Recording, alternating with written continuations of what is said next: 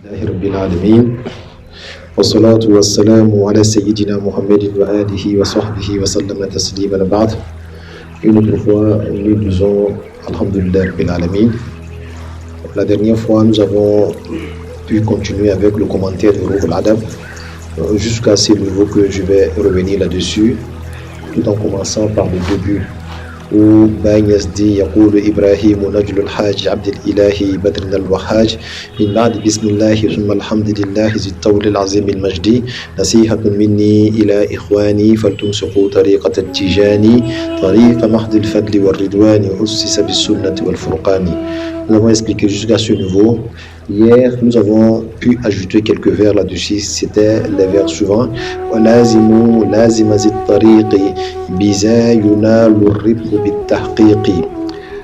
Cramponnez-vous aux recommandations de la tariqa tijaniya. بِذَا يُنَالُ الرِّبْحُ بِالتَّحْقِيقِ. C'est ainsi que vous pourrez atteindre toutes les faveurs en vérité.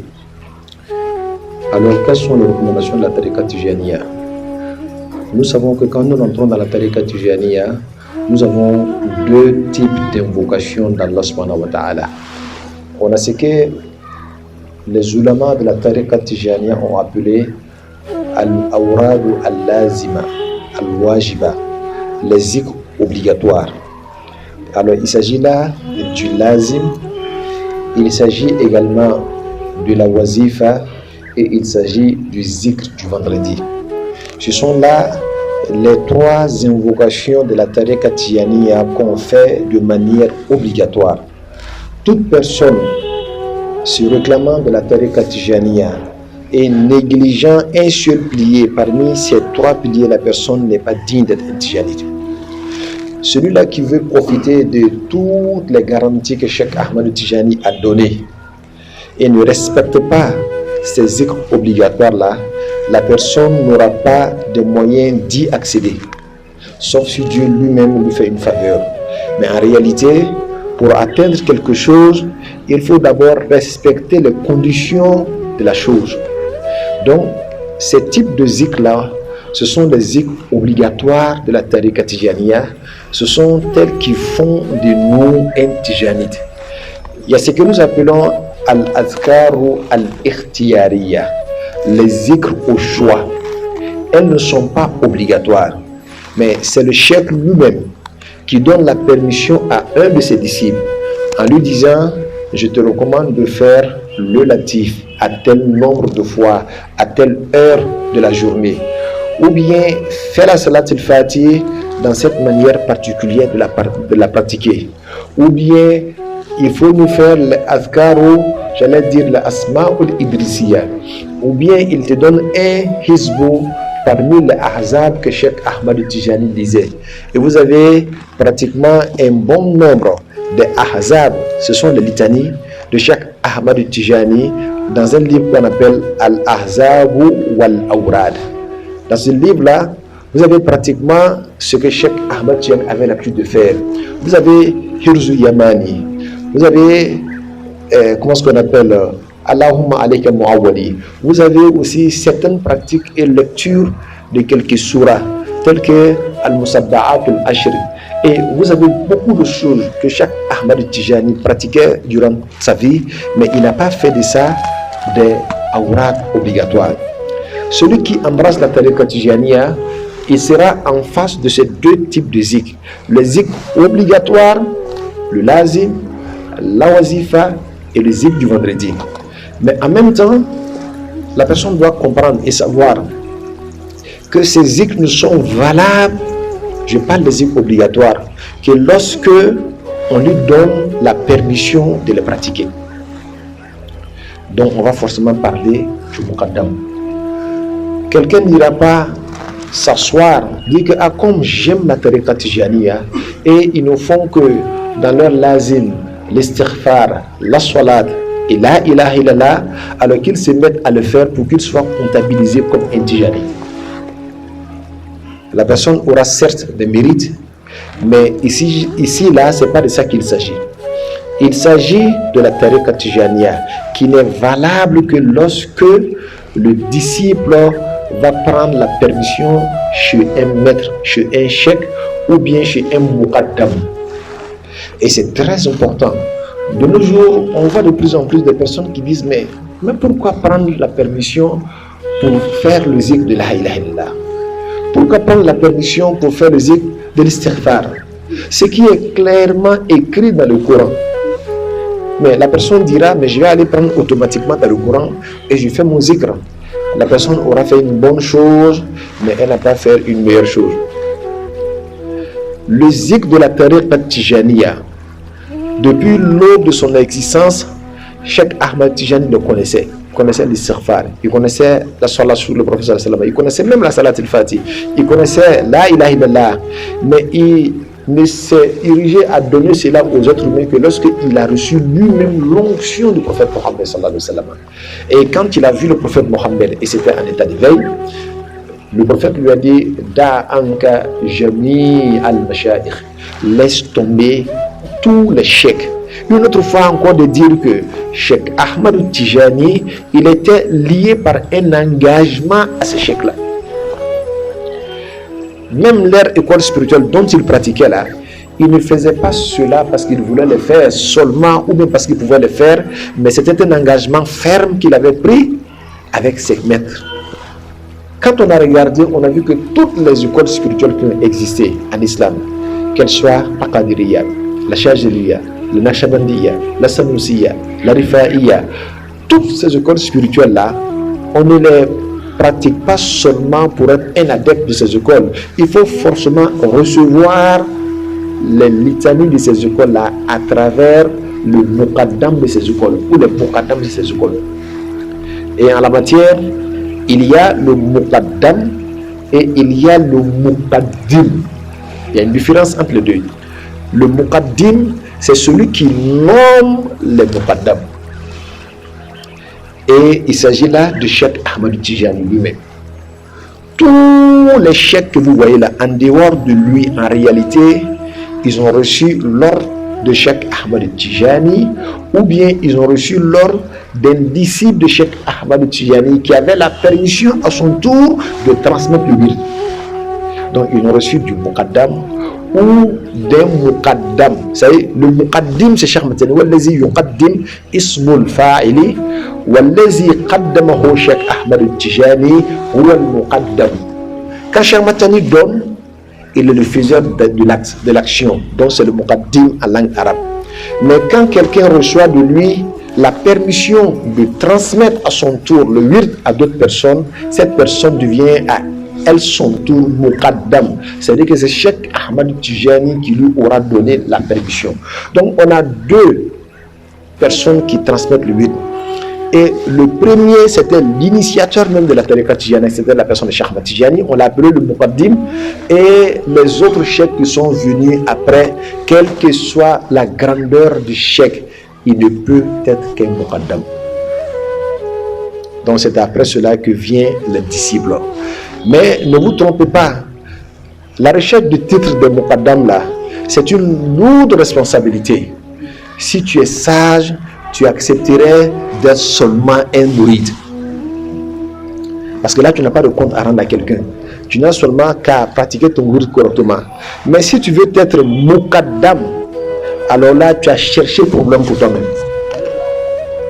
Parce que tout disciple qui viendra prendre le but avec toi, tu as en charge sa formation. Et si tu ne l'as pas bien formé, tu as un compte à rendre à Allah. Parce qu'il est venu se confier à toi.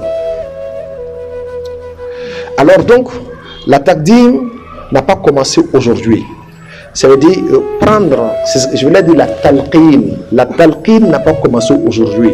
Depuis l'époque du prophète Mohammed sallallahu alayhi wa sallam, la talqin a commencé. La talqin c'est quoi? La talqin c'est prendre de la bouche d'un être humain qui te dit que je te donne la permission de faire ça. À cause de l'importance de la taqdim, Dieu le Tout-Puissant a envoyé l'ange Gabriel au prophète Mohammed sallallahu alayhi wa sallam. Tout ce que le prophète dit, ou bien il lit dans le Coran, cool, dit, à tel point que même dans le Coran, il ne nous est pas autorisé d'effacer le mot lit, dit. Pourtant, c'est ce qui vient après qui est important. Mais quand on a enregistré les versets coraniques, on les a enregistrés avec le Qul Huwallahu Ahad, Qul A'udhu bi Rabbil Falaq, Qul. Tout ça est important pour dire que le prophète, il ne l'a pas inventé, il ne l'a pas imaginé, il a bien reçu de quelque part. Donc c'est ainsi que le prophète lui-même à son tour a remis le wird là, ou bien ces paroles là à ses disciples. Et on a vu que la personne qui avait reçu ces wird là fut son gendre, Sayyidina Ali ibn Abi Talib. Quand il a posé la question au prophète Mohammed sallallahu alayhi wa sallam, il a dit: ô messager d'Allah, montre-moi le chemin le plus court et le plus facile qui mène à Allah subhanahu wa ta'ala. Dullani ala aqrabi tariqi wa ashaluha ila Allah. Le prophète Mohammed sallallahu alayhi wa sallam lui a dit que alayka bi mudawamati dhikri. Je te conseille de faire le zikr de manière perpétuelle, de faire toujours le zikr. Regardez et appréciez, il n'a pas conseillé de faire le zikr, il a conseillé de faire toujours le zikr. Il y a une différence entre faire le zikr une fois et abandonner le zikr et de le faire toujours. Parce que c'est le zikr qu'on fait toujours qui aura un impact sur ton cœur. Ce que tu as fait un seul jour et puis tu as laissé là, ça n'a pas d'impact sur toi. C'est ainsi que le prophète sallallahu alayhi wa sallam a dit: la qalilun da'imin khayrun min al-kathiril mutaqaddim. Il dit que le peu qu'on fait beaucoup de fois est plus important aux yeux de Dieu que le beaucoup qu'on ne fait pas beaucoup de fois.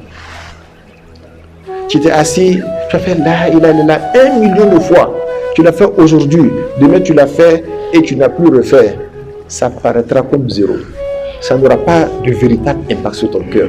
Mais celui qui l'a fait 100 fois aujourd'hui et il a continué durant un bon temps ou toute sa vie, c'est celui-là qui aura les traces de la ilaha illallah sur son cœur.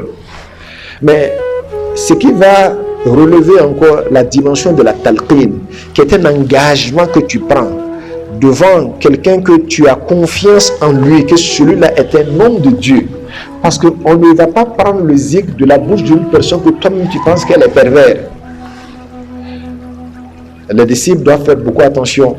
Même s'il faut faire l'istikhara pour voir est-ce que l'homme là qui paraît bien là est véritablement bon, il faut le faire. Tout ça va nous aider à éviter de tomber dans les mains des bandits et des escrocs. Et aujourd'hui, c'est pas ça qui manque dans la maison. Ce n'est pas tous ceux qui tiennent le long chapelet qui sont dignes d'être appelés chef ou muqaddam. Alors donc, le voyageur vers Allah subhanahu wa ta'ala doit être en alerte. Il regarde l'homme qu'il suit. Il ne doit pas accepter de suivre n'importe qui. La vie est trop importante que d'aller abandonner ta main, voilà, ta vie dans les mains de quelqu'un qui ne peut aucunement t'augmenter. À tel point que les amis de Dieu disaient que quand tu suis quelqu'un depuis 1 année et tu vois que tu n'as pas été augmenté, laisse-le. Ko ala barate ke bon santé iba tigi ko ala kula albi elere ma yeko ikanyina ma yele mana do farla ka ala nyasranya ka do me do be farla e ka malam kuluga ka kasro e kulu ala ma ko kwa tuite ala ma ko. Donc c'est très important. Nous sommes dans une voie spirituelle et la quête de cette voie spirituelle là, il est important pour le disciple de le comprendre.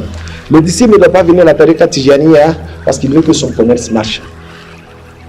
Et malheureusement, de plus en plus, on voit des gens qui viennent dans ces écoles spirituelles-là pour juste faire marcher leur commerce. Il ne faut pas venir aussi dans la tariqa Tijaniya dans le simple fait ou le simple but de faire quoi? De chercher des noms de Dieu.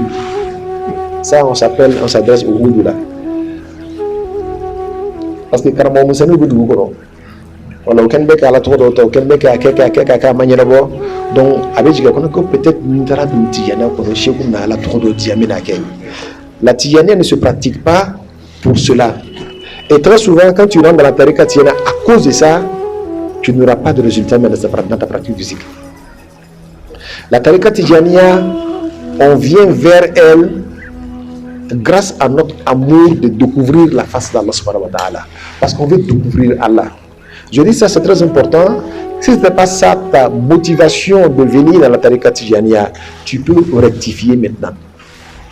Souvent, tu sors de chez toi avec des objectifs à atteindre. Mais en cours de tes actions, tu changes d'objectif. Parce que tu comprends que ton objectif initial là n'était pas bon. Donc tu laisses ça tomber automatiquement. Je dis, moi j'étais sorti pour un but, mais je me suis rendu compte que ce n'était pas ça qui devait être mon but.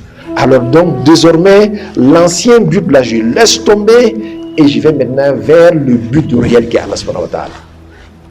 Alors donc, cela est très important. Il faut prendre le wird forcément quelque part.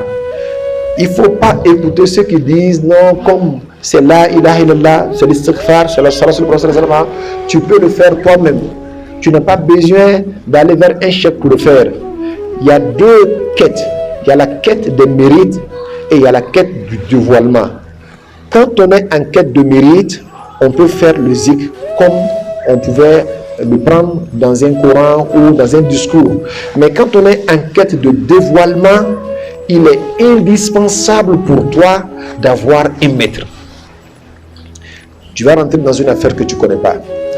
Tu veux t'être dévoilé vis-à-vis d'Allah, mais Allah que tu ne connais pas. Tu n'as aucune expérience par rapport à Allah subhanahu wa ta'ala. Alors en ce moment-là, tu risques d'être une proie facile pour Shaitan. Shaitan aime les gens qui ne se font pas accompagner. Les gens qui ont pensé qu'eux, ils ont tout compris. Il est important, on a dit et on ne cessera jamais de le répéter, que le prophète Mohammed sallallahu alayhi wa sallam, il est rentré dans une chambre, il a posé la question à ses compagnons, y a-t-il un étranger parmi vous? Ils ont dit, non Mohammed, il n'y a pas d'étranger parmi nous. Il a dit, akhliqul abwaba, fermez les portes. Quand ils ont fermé les portes, il a répété la ilaha illallah quelquefois et ses compagnons l'ont répété après lui. Et il a dit, oh Allah, tu m'as envoyé par cette phrase, tu m'as promis le paradis par cette phrase, je te demande de pardonner à mes compagnons. Ouvrez les portes, Dieu vous a pardonné. Quand on médite bien sur le sens profond de ce que le prophète a fait, on voit que le prophète n'a pas fermé les chambres pour leur dire de dire quelque chose que ceux qui sont en dehors de cette chambre ne connaissent pas. Parce que tout le monde connaît la ilaha illallah. Celui-là qui est dans la pièce comme celui-là qui est en dehors de la pièce. Mais il avait fermé les portes pour leur donner la ilaha illallah par une permission spéciale. Aller prendre la tariqa Tijaniya, c'est justement aller chercher cette permission spéciale-là. Donc le prophète a reçu de Jibril.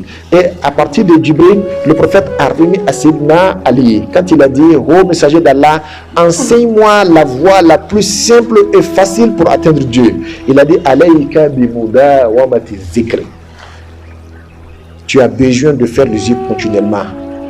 Alors, Ali répliqua, il dit, kayfa azkur? Il dit, comment j'invoque Allah alors que tout le monde invoque Allah? Pour dire que tout le monde invoque Allah, mais pas avec une onction spéciale. Et je veux que tu dises, afin que l'humanité tout entière comprenne que ici, là, comme il s'agit d'une quête de dévoilement, on a besoin de certaines choses. Le prophète lui dit, ok, il n'y a pas de problème. Il dit, Ali, il dit, ferme tes yeux. Il dit, ferme tes yeux et écoute-moi. Et répète après moi. Le prophète a dit ensuite, la ilaha illallah, la ilaha illallah, la ilaha illallah, 3 fois. Le premier la ilaha illallah pour compenser tout ce qui est la sharia.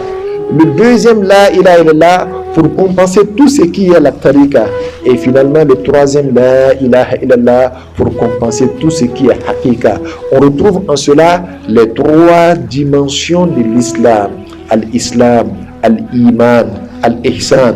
On comprend par là aussi les 3 compréhensions profondes de la ilaha illallah, qui est la ilaha, qui sont la ilaha illa huwa, la ilaha illa anta et la ilaha illa ana. Et on pourrait en parler, dire beaucoup de choses. Alors donc, Sayyidina Ali, le fait que je lis, tu m'écoutes et tu répètes après moi. Quand Sayyidina Ali a fini, on se pose la question, pourquoi a-t-il demandé de fermer les yeux? C'est devenu une tradition aujourd'hui pour toute personne qui veut une certaine concentration dans la partie de son zikr. Quand tu fermes les yeux, tu as l'impression de faire le vide. En réalité, ce vide-là doit être réel. Tu dois voir toute chose est vide sauf Allah subhanahu wa ta'ala. Tu dois voir que tout est vide sauf Allah, tout est anéanti, tout est mort, même ta propre personne. C'est ainsi que quand tu fermes tes yeux, toi, tu ne te vois pas encore. tu vois que toi-même tu n'es plus. Rien. Si vous n'êtes pas d'accord, fermez les yeux et dites-moi si vous voyez quand vous fermez les yeux. Rien, tout est mort. Ja al-haqqu wa zahaqa al-batil, inna al-batila kana zahuqa. La vérité est là, le mensonge s'est dissipé, le mensonge a disparu, car le mensonge était voué à disparaître. Alors donc, en dehors de Dieu, y a-t-il une autre vérité? Abadallahu haq, ou afillahi shak.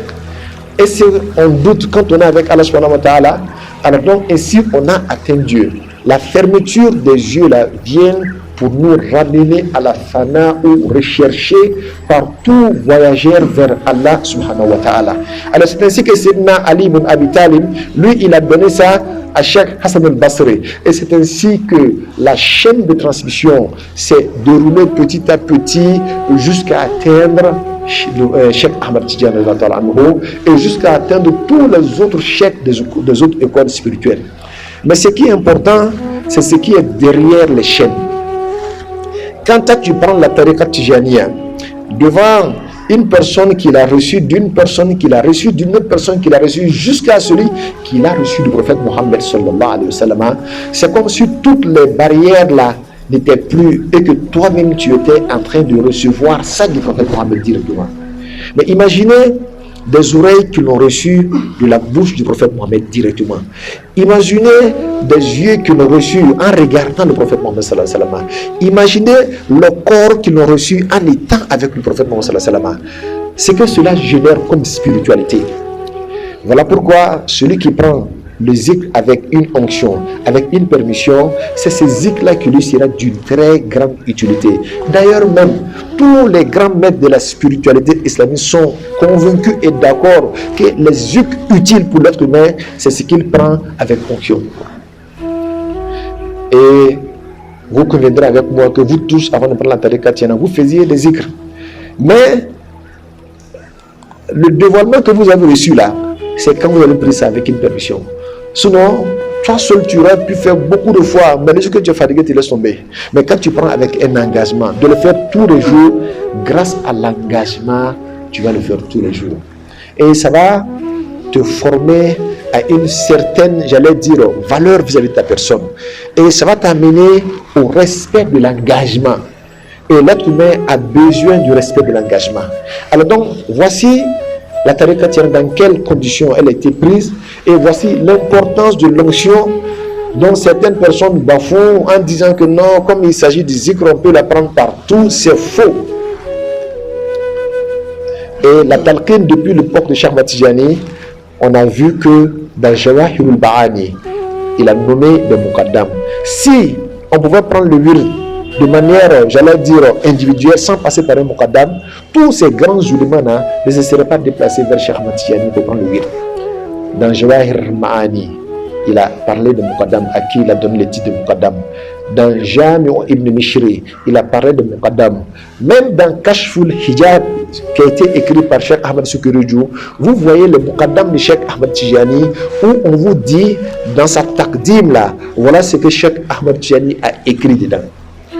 On a été étonné de voir certaines personnes ici qui sont en Afrique de l'Ouest qui disent que Cheikh Ahmad Tijani n'a pas demandé aux gens de prendre les wird chez les muqaddam. Il dit celui qui veut faire seulement qui part faire ça de lui-même. Nous disons à cette personne qu'elle n'a pas beaucoup de lecture vis-à-vis des écritures, surtout de la tariqa Tijaniya. Dans tous ces livres de la tariqa Tijaniya, on a insisté sur la taqdim et que le disciple ne fait pas les wird de lui-même, sauf s'il prend la permission chez un muqaddam qui a la permission de transmettre le wird. Et le muqaddam, à son tour, il a deux grandes conditions pour être un muqaddam. Lui-même, pour transmettre le wird, il faut que lui-même ait la permission. Quelqu'un ne peut pas venir dire que comme moi je suis instruit, je suis allé en Arabie Saoudite, je suis allé en Égypte, je suis instruit, alors que je viendrai donner le wird. C'est nul et non avenu. Ça c'est un. Deuxièmement, al-ahliyatu. Il faut que la personne soit digne d'être un muqaddam. Il ne faut pas aller nommer des personnes qui ne sont pas dignes d'être muqaddam. Lui-même, il n'a pas encore fini de s'auto-éduquer. Ce n'est pas quelqu'un qui lui pourrait éduquer. Et la ahliya, être digne d'être muqaddam, c'est connaître au moins le zikr que tu pratiques. Quand on fait erreur, comment est-ce qu'on repart? quand on est en ablution, comme on est en ablution sèche, comme on fait le wird, qu'est-ce qu'il faut remplacer? Toutes ces choses-là, celui qui est muqaddam est censé le connaître. Mais s'il ne le connaît pas, c'est sûr que ceux qui sont autour de lui là, il va les induire à l'erreur. Voilà pourquoi je vous dis, si tu n'as pas le temps d'aller apprendre tout ça là, il faut conserver ton type de disciple. Tu n'as pas de responsabilité là-bas. Et bien, ça te donne le temps de faire ce que tu peux faire pour atteindre Dieu.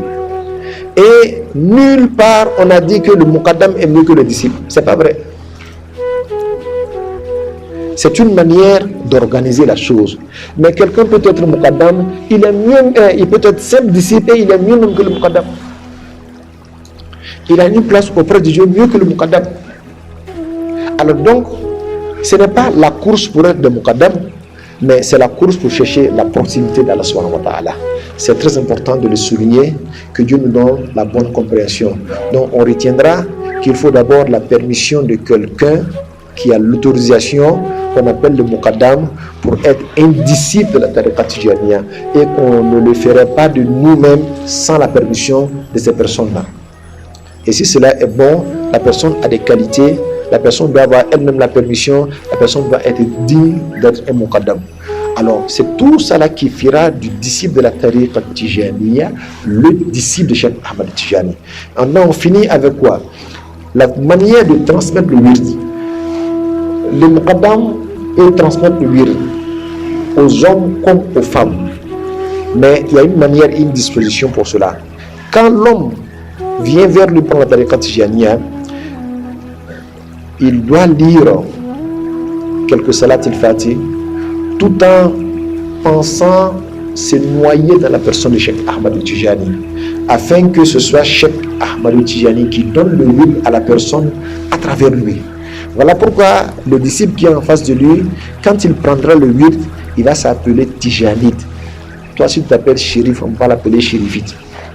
Parce que ce n'est pas toi qui as donné le wird, c'est Cheikh Ahmad Tijani qui a donné le wird à travers toi.